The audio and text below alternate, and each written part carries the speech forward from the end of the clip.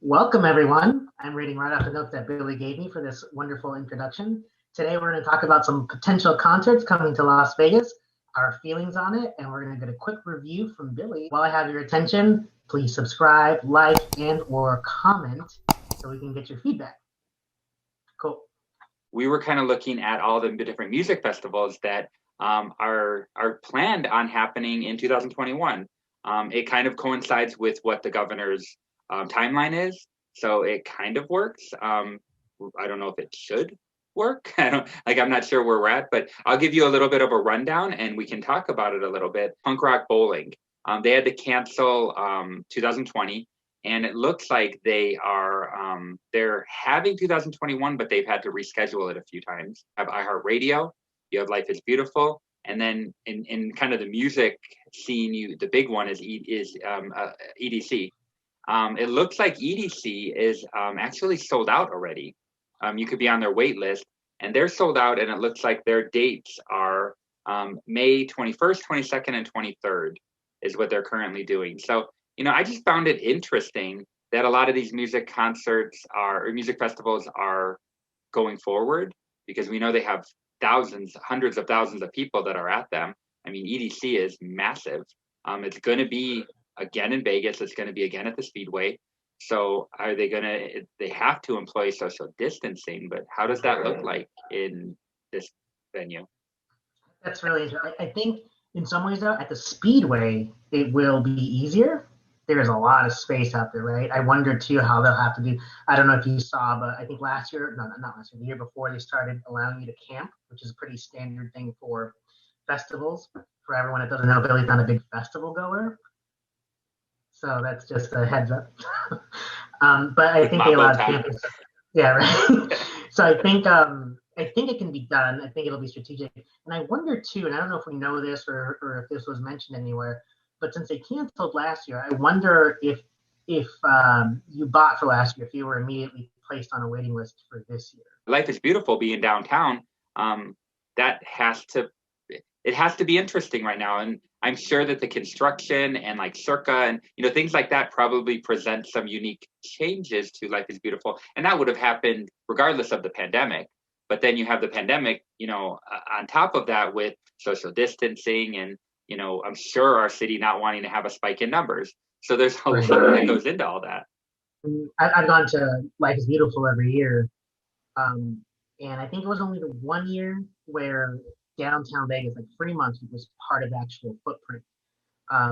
After that year, or maybe it was a couple of years, I'm kind of shaking on that, but they actually moved the footprint away. So it kind of cut around Fremont Street.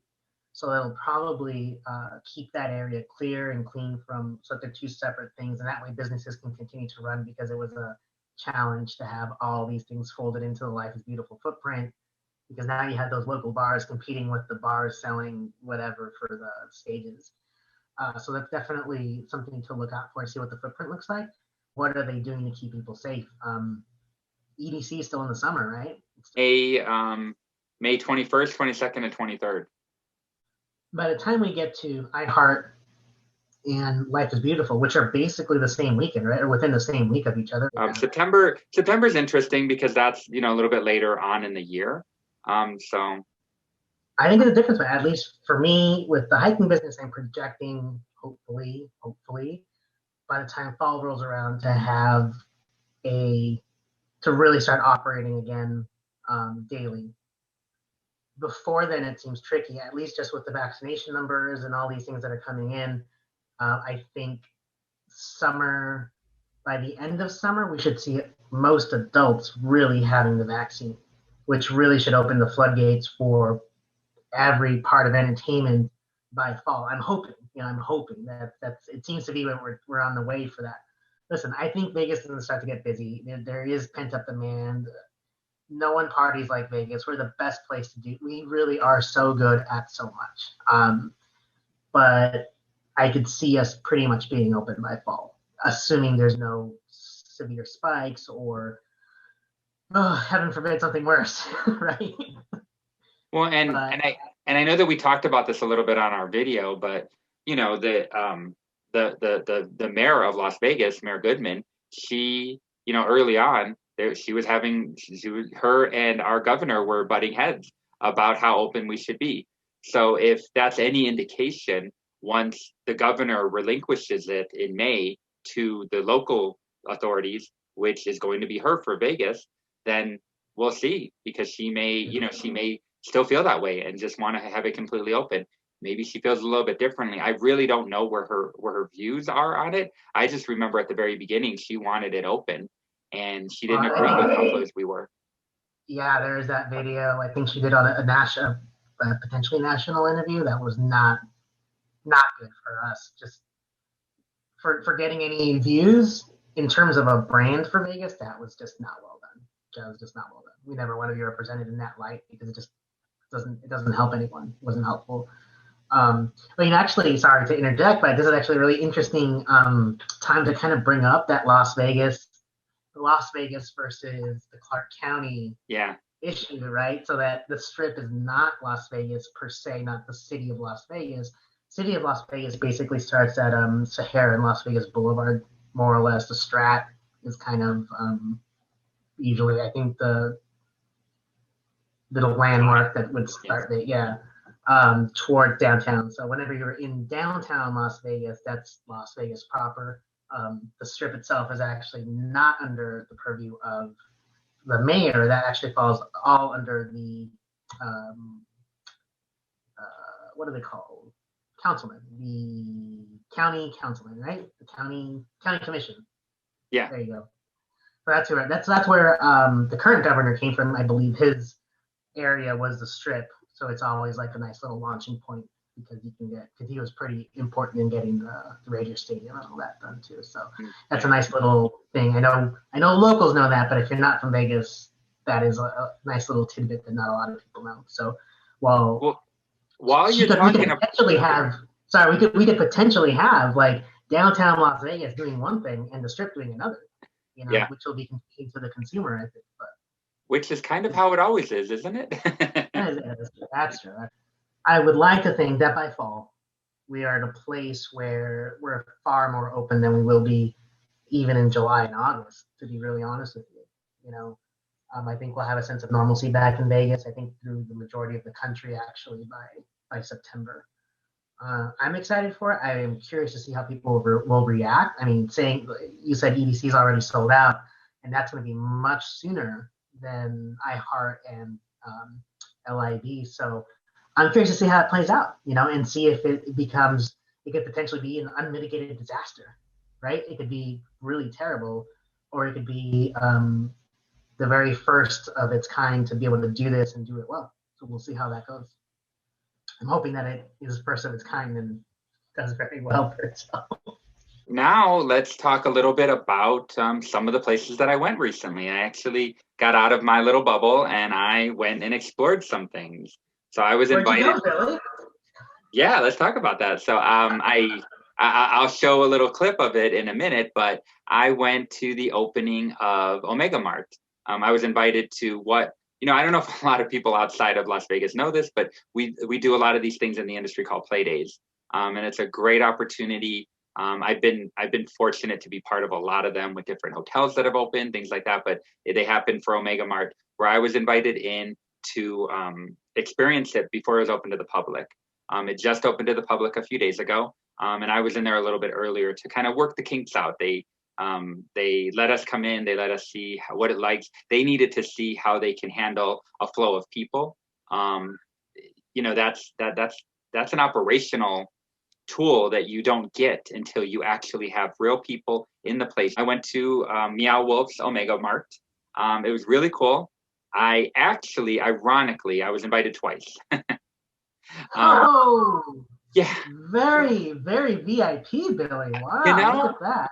To clarify for everyone, because I think there's been some misunderstanding, at least from the feedback that I've heard.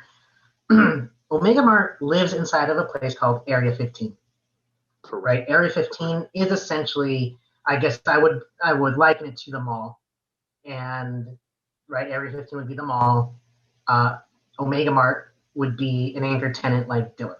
That's the best explanation, I think, right? That's a fair, because I've seen a lot of people online saying, Meow Wolf has been open, but there's confusion about the difference between Area 15 and Meow Wolf. So Meow Wolf is a tenant of Area 15. First time I went with my kids, and that was unique in itself. You know, one of my kids has some disabilities, and it was sensory overload. There was so much going on, you know, and he's had that similar experience when we've gone to some circ shows. You know, he had to put in earplugs, and you know, he kind of like hit his eyes during certain parts of some of the shows. So it was similar, but when you don't have the comfort of your seat, you know, he was out there and he had to walk around and he had to walk up and down stairs and go down a slide and things like that. He was not comfortable doing some of that. So I had to really modify it. The staff was great. My other son was all about it. He was running around. He was going up and down all the slides. He was loving every bit of it. The prices of it goes for $45 for adults. And then it kind of goes down from there depending on if you have a military discount or if you're a resident. I think it's like $40. Kids, I think, are $35. So it kind of has a little tiered pricing. I guess if I'm a family of 2 or 3 or 4, whatever the typical Vegas family that comes here is, you're looking at exhibitions, right? That would be kind of Omega Mart doesn't have a particularly strong like apples to apples comparison, but if you're thinking of how you're going to spend time with your kids or your family, whatever, I guess I'm thinking like Bodies, I'm thinking Madame Tussauds, I'm thinking all these things that you walk through and kind of experience, right? So do you know off the top of your head, Bodies and Madame Tussauds, like the price points there? I mean, for sure, I know Madame Tussauds because I worked there. So I know that you're going to get in there with a family. I mean, for a family, it's going to be under $20 a person. So, I mean, you're talking more than half the price. You could probably, with some discounts that you find, and kids are going to be around $15, you could potentially get a family of 4 in for the price that you pay for one person at Omega Mart. Do you feel that that is something that they're going to struggle with once? Because right now, I think I have no insight into anything. Don't listen to me. I'm just talking. But they are opening during the pandemic, although at the tail end, it seems, hopefully. But there's not a lot happening in Vegas per se right now. Most things are not up and running. Most entertainment is not up and running. So they do have kind of this really great starting point where there's not a lot of noise right now. Right? There's not a lot of noise. There's not as many tourists, for sure. But there's not a lot of noise. They don't have to cut through so much. And they have the ability to say, we just opened, which I think is a big positive for anyone. We do have less tourists right now, but the tourists that are coming, in my opinion, are the right tourists for them. Because when we get that, the international crowd might have they might be intrigued by that whole mall, but definitely not the business traveler. But I don't believe that families are who they're going after. That's really interesting. When I actually had the chance to go to the Meow Wolf location in New Mexico in 2019, and we mostly saw families, I would probably say. Having said that, Santa Fe, I was really only there for 2 or 3 days, but from the 2 or 3 days I was there, I can tell you it's a wildly different market than Las Vegas. You know, like those are not even in the same, completely different game. Because once everything is up and running here in Vegas, they're going to have to hustle a little bit differently, you know, only because right now there's just not much happening. So I enjoy that insight that you're bringing, because my idea would be that you do want families and you do want the business traveler. Do you think that if people had a better understanding that there was like a story involved, that it would be a bigger draw? For my hiking business, a lot of my customers and clients have all been business travelers, and what they really want, what a lot of them want, they've been coming to Vegas a long time, is something different. That is the one theme that I sense throughout the last 4 or 5 years of having the hiking business. They're like, I'm like, you normally hike? You're like, I don't hike at all. But I want to experience Vegas in a different way, because I've already done the nightclubs. I've been to the restaurants. I've seen all these things, and they're great. But I just want something else, you know. And I think that plays to the favor of Meow Wolf. But I do think that I potentially think that they might need to like amp up the storyline to make it to draw you in. But that's a really great insight that you bring to it, because I am curious, who do they want to market to? Who do they want in there? Not just, you can say, oh, just the more people. You want families. Everyone wants families because they come in bundles. But for a family of four, you're looking at a decent amount of money. That's $200, I think And I think if they market it right, then that business traveler is going to come back to Vegas with their family or more on a leisurely trip and do it. I don't think that they're going to take time out of their schedule to venture off the strip to do that. Because I also worked for an off-strip attraction, and it was hard for us to attract any kind of business way off the strip. And this. And to clarify too, that this is not particular. It's not 1,000 miles from the strip. For a tourist, when you think off strip, it means, right now I have to do transportation. I have to find a way to get there. I don't want to pay an Uber. I don't want to pay a taxi. I'm going to pay $20 to $30 to get off the strip and then pay $50 a ticket. But that's a really good point. That just the idea that you're off, like the Rio suffered from off strip. Everyone knows the Rio. Rio has a brand name. I opened Aria, and I thought it was the craziest thing. But you talk about like being close, like that Area 15 is not that far away from the strip, and it feels like it's a lot farther than it really is. Aria was just set back from the strip. They were on the strip. Their address was Las Vegas Boulevard, but because they were set back and they didn't have like their casino and their hotel wasn't right there on the strip, they struggled with that. There was conversations about how they're considered off strip to people. I said, no, that was just an insane thought. But really, like I kind of get that. Like I remember, I don't go to the strip and just walk it that often, but I do remember at some point doing that and thinking like, man, like the Aria is kind of a hike. And if you want to get to the front desk of the Aria, right? The front desk of the Aria is even further. Like you walk to the door and like 6 miles later, you finally get to the front desk at the very back just to come right back to get up to the hotel or whatnot.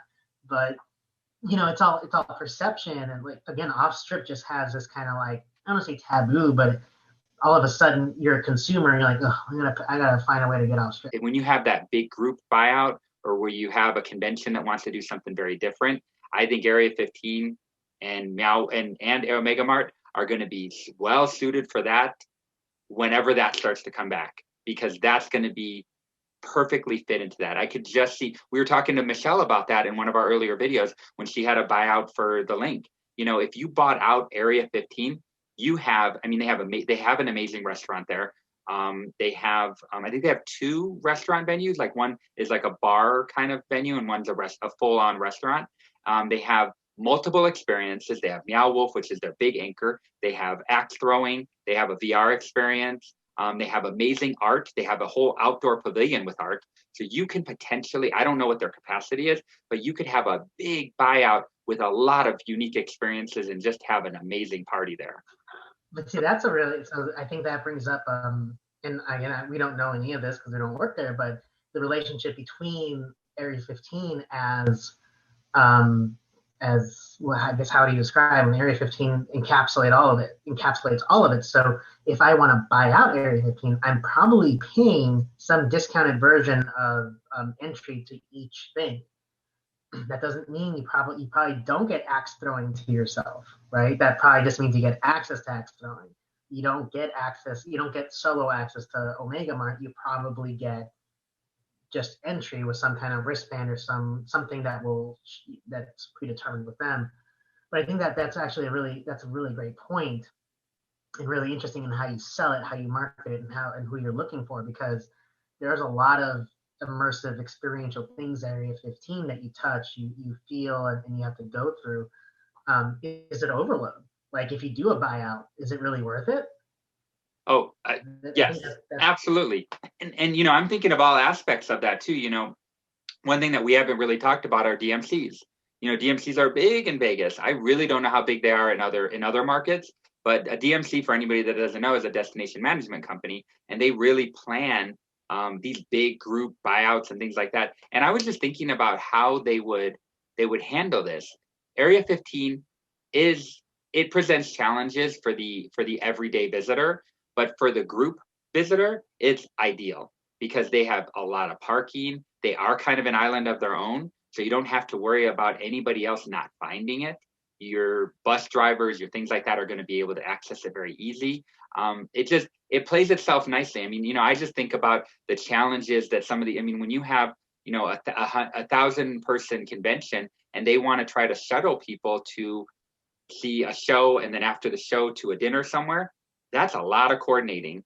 And that's difficult because, if you're bringing them to Ka, but they're all staying at Venetian, and this, we're talking about something that's very realistic here. It's not just a pie in the sky thing that could happen, but I've had groups of 1,000 and, the buses only can accommodate a certain number of people. So now you're talking about 5 or 6 different bus transfers back and forth or multiple buses set up. And, from any of these properties, that's challenging. How do you get the people there on time, not to get distracted on their way either to the bus, from the bus to the show, the bus back to the, all of those pieces. So then you take something like Area 15, it has that appeal. It's fresh, it's exciting, it's really cool, and they can really make it a lot easier to accommodate all these things. So I do think that it's like perfectly suited for a big buyout. So let me ask you this, and you have a deeper sales background than I do, but when you're talking to a client and you want something else or want something different, well, remember, no big show has played in Vegas in a year now, right? Like we're now at that point, we're almost in March. So if you have a potential client and you're like, well, I want something iconic Vegas, or I want something that is different, do you still recommend something like O? Do you still recommend something that is a staple of Las Vegas or a residency or something that is just so known and that that will be a crowd pleaser? Like, that's the safety of something like Cirque or something like Absinthe, or it will go down well because the repeat business on those speaks for itself because it's guaranteed to please whoever you're paying for. And as a lot of these people with the money to buy out aren't looking for a risk necessarily. Is Omega Mart in Area 15 a risk? I don't know. I think that the party that you would have, I could just envision the party. Like, when we really think back to like what Michelle described at the link, that was an amazing party that she described. And I think that's really cool. And that's very iconic. That's very Vegas to have a party like that and have all these different stations and have bars set up everywhere and people partying, having a good time and a bunch of Instagrammable moments and all that kind of stuff. I think Area 15 is that same thing. Can I support your hypothesis, but from a different angle? Sure.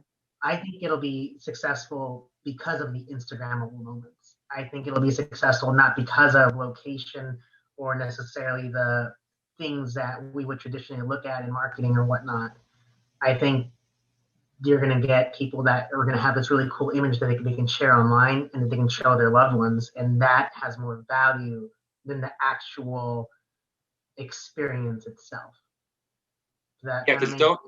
Don't misunderstand. I think that they're going to, I was just bringing up where I think they could see some success in the next year or two. And I think that there could be some success with some of those groups and some of those buyout type of situations because I don't know their pricing, but I can assume that their pricing might be a little bit better because it's going to be an all-inclusive price as opposed to pieced together. Because when you piece together and dinner anywhere on the strip, you're just adding upon adding upon adding. Some of these companies, price is not an issue. So that's great. But coming out of the pandemic, is that going to be the same business model? Is price still going to not be an issue? I don't know those things. You know what I mean? That was my point. Is I think that there's a little bit of success that they can have there, but I agree with you 100%.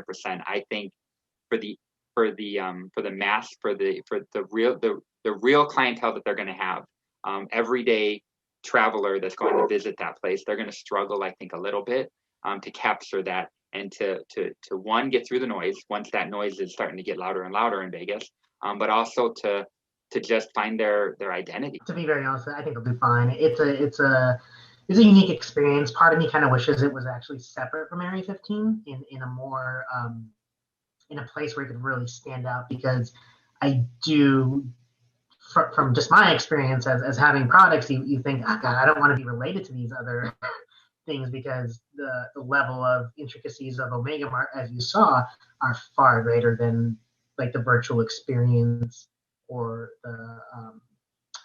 the axe throwing and all the other things they have. They're kind of really on different levels of Omega Mart is essentially walk through art. It'll do well. It'll be a really cool experience. I still haven't gone to it, but yeah, I mean, I think it's going to play into the what you have to do in Vegas to succeed, which is a lot of, as you know, it's a lot of legwork. Right now, a lot of legwork looks so different from what it did in the last few years. But just like Cirque, whenever it eventually comes back, it's not going to be on autopilot anymore. Just getting phone calls and saying I want to book. You're going to have to actually work for it a little bit more. And I think once you get these behemoths back into the room, there's going to be this competitiveness that hopefully just makes everything better. I mean, at the end of the day, I think having better products in Vegas just makes everyone that much better. It'll make marketing teams that much savvier, and hopefully just we'll be able to hit the target audiences that they're looking for. But I think it'll be fine. Yeah, I agree. It seems like they're hitting the right notes. It seems like they're doing the right things. I would like to see more differentiation between Area 15 and Omega Mart. That's just a personal opinion, just because there seems to be way too many people online struggling to decipher the two, which is kind of a miss. Frankly, though, if I'm Area 15, I'm okay with that, I think. Meow is a bigger name than Area 15, and it's known for its art, and it's known for the art collective and this whole movement that they're doing. So I think that's a probably net positive for Area 15, but I'd probably say a net negative for Meow. Yeah. When I was there was a very long line to get into Area 15 because when I went through Omega Mart, Meow Wolf Omega Mart, it was before the opening time of Area 15. So I was earlier in the day. So when I was leaving, Area 15 was getting ready to open, and they had a line of people. I would say it looked like it was around 50 people waiting to go, 50. And I thought that was significant. I was like, okay, they have a line of people waiting to get in. That's good for them. You know what I mean? I have no idea how many of those people were going to different things or what they were doing, but it was a line of people to get in because, like I had said earlier, they have this really cool outside art installation, and that's where they were staging people to wait. Right, on the side where the gorilla is. Yeah. And then, having said that, here's my video and a little bit of what I did when I went there. Like I said, I went there twice. So I have a fun video from both times that I was there, because the second time that I went is when I went down the slide. And the person I went with took a little video of me going down the slide. So enjoy. Cool. So we are at Area 15, getting ready to go to Meow Wolf. Look at how cool it is behind me.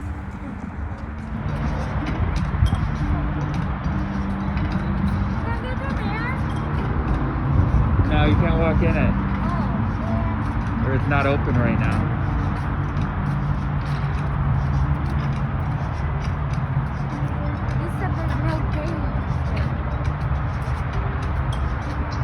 Look, it's like a big robot that fell down, huh?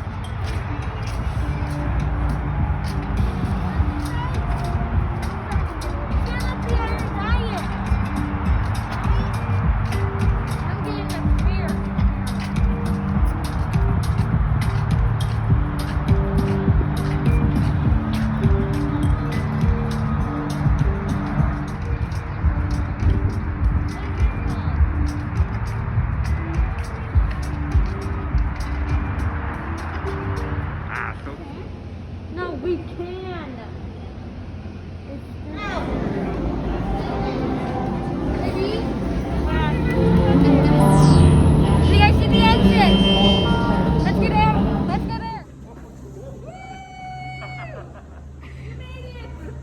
So thank you again for everybody for joining us and watching me as I embarrass myself through Omega Mart. David is cheering us with his. You're having whiskey now, right? Yeah, nice. Yeah. I'm pledging to have a drink next time. So I will join you and we will have a drink, and maybe our conversation will get a little bit looser if we've been drinking. But having said that, thank you all for joining us again. This has been going really good, and we appreciate all of you. We're starting to get comments. So thank you. And don't forget to like, subscribe, and turn on all your notifications. And have a great day.